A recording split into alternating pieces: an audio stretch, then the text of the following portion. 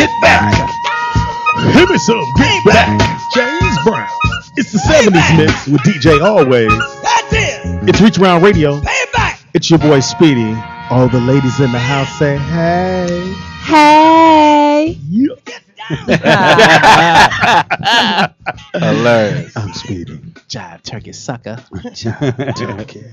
We are back, and in the house with What's your name? us is Simone Green. She is a professional photographer who worked for the infamous rap label Death Row Records. She was chief photographer for Death Row, and at one time the job went from being a gift to a curse. She has documented Death Row Records' early history with thousands of photographs. During her tenure on the label, she has witnessed a lot and was even brutally assaulted at one point. Simone decided to document her career in celebrity photography and her time at Death Row Records with her new memoir, Time Served: My Days and Nights at Death Row Records. Please welcome Simone Green. Welcome. A lot of people probably know you from the Welcome to Death Row documentary. Correct. And you got to speak in the mic and know a little bit about your story. So can you tell us about what inspired you to write the book and why now? Well, I started the book when I first left Death Row Records. Death Row. And I did several, writes, and they kept saying, oh, you got to do a rewrite. So I kept rewriting. And then I finally decided where I was going with the book. And I decided to document my journey from when I left college and came to Los Angeles for the third time. And armed with my degree in photography, I decided to go ahead and do what I had to do. And that's how it all got started. So now, how did you end up at Death Row Records and then they made you chief photographer? How was your first experience meeting with Suge and getting the job? I knew Suge from when I used to work as a freelance photographer for like Solar and Capitol and Motown, and Wow. my family was already in the industry, so he worked over at Solar. So I kind of had acquaintance with him then. Then when I came back to LA for the third time, I decided to move to the Valley. Normally, I would say just in the Hollywood area. And my cousin was Val Young from the Mary Jane Girls and at Motown, and she had her little house parties. They were like house parties, but they were an apartment. Hilarious. And Tupac Don't and make too much everybody noise, showed up, and it went from one thing to the next. After meeting Yo-Yo, she was there that day. And I had a death in my family. My sisters got killed in a car accident. And I just left. I had only been here 3 days. And Yo sent me back to New York and said, I got a job for you when you get back.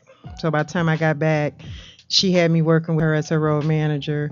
And it led from one thing to the next, and ran into Suge. And my ex-husband is Tony Green, the bass player, who did all of the Indo Smoke with Warren G, and him and David Ruffin Jr. came out here and they met Warren them, and to keep from paying spousal support, he got me a job with Death Row Records. Hysterical. Smart man. Yeah, it worked. How many photos would you say that you have? Like, is it really thousands? It's thousands. I have thousands of photographs. I have books. It's so hard to make decisions on what I was going to put, just to put something in this book, because really I'm shooting at doing a coffee top book, Okay. with nothing but photos, but it's so expensive. I figured I'll go this route first, generate it and get it going, and then take it to the next level. I'm sure somebody would finance a coffee table book full of I don't like. want them to. No, You have any wanna pictures do it of on Lady your of own? Rage naked? Hysterical. I'll buy one of those right now. How about Snoop Dogg naked? You got that? What would you say is your most provocative picture? Like a yes to me. No. Provocative. Like, what picture would you never release that you have a picture of? Do you have some good stuff that you're like, man, if they have- seen this, I know you got some exclusives. I might Yeah, be I do Vanilla have Ice. some- You got Being thrown out the window? Yeah, you got. Do you have pictures of that? How about standing by a window? I had a couple of people getting beat down that I probably wouldn't let Oh release. yeah, because I read in one of your interviews that Suge said he wanted you to take pictures of everything. including people getting beat down. Yeah. What he did is they sent me out and to buy cameras, Nikon cameras, little ones, the point and shoots, and I would give them to Pacific people, and they would document. If I can't be there, they would get it. You know. Wow. Literally. You gonna get it, man. You gonna get it. Because Suge's very open about some of the things that I seen him outside and a party, and he had a screwdriver. Well, I had a screwdriver in my car, and he took it out, and he's like sharpening it on the sidewalk as he's talking to me, telling me about a story about gang rape. Yeah, he does. He does his sneaky stuff. Yeah, that'd be a cool part. Addition to the book, like a little Suge Knight pop-up chapter. Scared the shit out of you. Screwdriver. I first met Suge when he used to be with Wes. When he was Wes right. counterpart. I used to work at Raleigh Park Right. in Inglewood.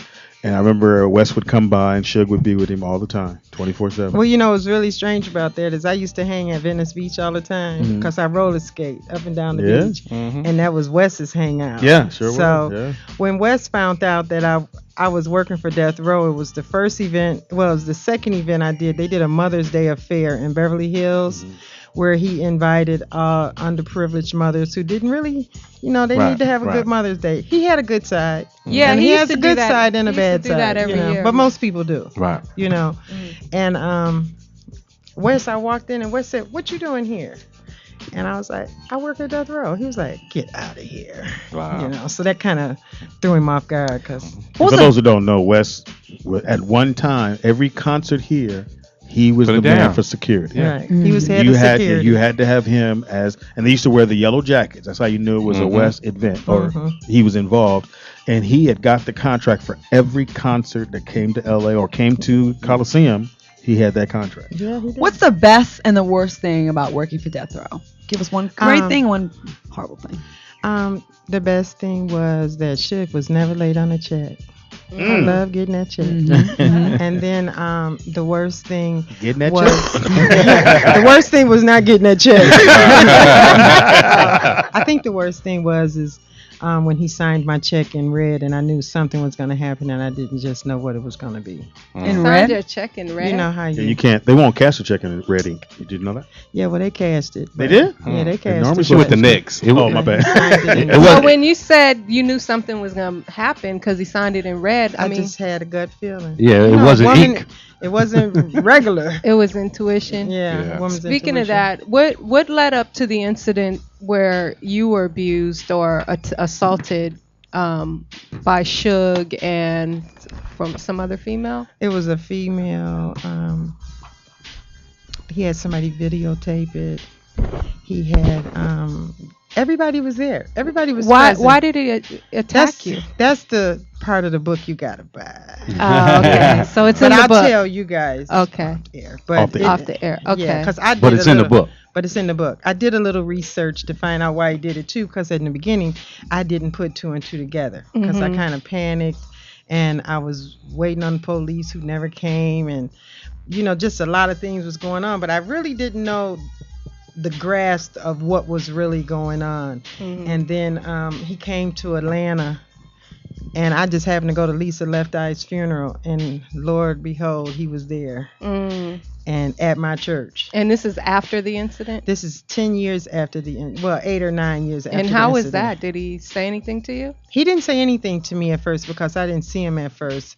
I ran into Corrupt. Okay. And Corrupt was, so happy to see me and I slipped Heads and up. gave him my number. Okay. And I never Keep your chin up. slipped. And I slipped. And Corrupt called me later that day and said, Simon wanted to talk to you. I said, oh, shit. I was, That bullshit. right. I was like, oh, God. I said, he's like, he ain't on nothing. He ain't on nothing. So he got on the phone. He was like, I want you to come up and see me. I said, where you at? Oh, God. He said, at the Carlton, the Ritz Carlton. Uh-huh. All I could do was picture flying out the window at the Ritz Carlton. I'm on the balcony with Vanilla Ice. Come on up. We're going down. Right. Yeah, we're blue. Through. It's going down. I said, no, I'm not coming. I'm He not said, "We're coming. blue." But your insides you want to know. When you want to know something, I got in my big old red truck, and all I knew is my truck started heading to Buckhead. And I went on in, and the first person I ran into that I was about to speak to when his big goons got out the elevator was L.A. Reid. Mm-hmm.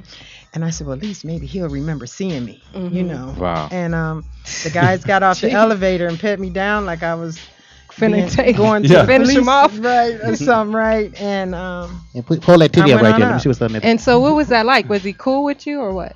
he was very receptive, and he wanted to apologize, which he did. Mm-hmm. And then I said, well, look, that ain't good enough. I want to know why. I want some money. I had already shot for that. And then so you sued? Did you get money? I sued everybody. Did you win? Yeah, but when in California, because I was employed, they called it a workman's comp injury. Wow. And how much did you get?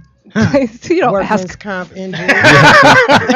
Not enough. Not enough. I have a Suge story. I was the first female rapper on Interscope. And our label was there before, my record was out before Death Row came. And so my first single, I kind of throw a shot at Dre for the whole D Barnes situation. Okay. So one day, Suge came up to our label and was like, where's that fat bitch? Where's that fat white bitch at? Who was he talking about? Me. Felicia. Where's Felicia? Who's Felicia? You are not whites or fats. I was gonna say kind you're of not chunky white. back then. I was kind of chunky back then. But you so was. I come up to the office and everybody is shook in the whole office. They're like, Suge was up here looking for you. And I was like, well, who is Suge? I really didn't know who he was. And so a few years later, I got into radio, and Suge hired me to host the Christmas party that they had at the House of Blues. Okay, that one. And he was like, oh, I love you on the radio. I love your voice. Woo. And I'm like, does this nigga know I'm the same? Well, you Fat bitch. White fat bitch. Same fat bitch he was looking for a few years ago. But he was like super nice to me, and they paid me. And he told me I had to How go much did you make? $500. Oh, baller. Okay, cool. Baller wages. So that I had to say exactly what they wanted me to say on stage. I could not stray away from the script. Right. I couldn't ad lib or nothing. They was like, you have to say this like this. Suge wants everybody to know you're dead. Merry Christmas. So what do you want people to get from the book? Right. Really, the purpose of the book is I have, over the last few years, I've noticed that there's so much bullying going on in the schools, in the homes, now at the job.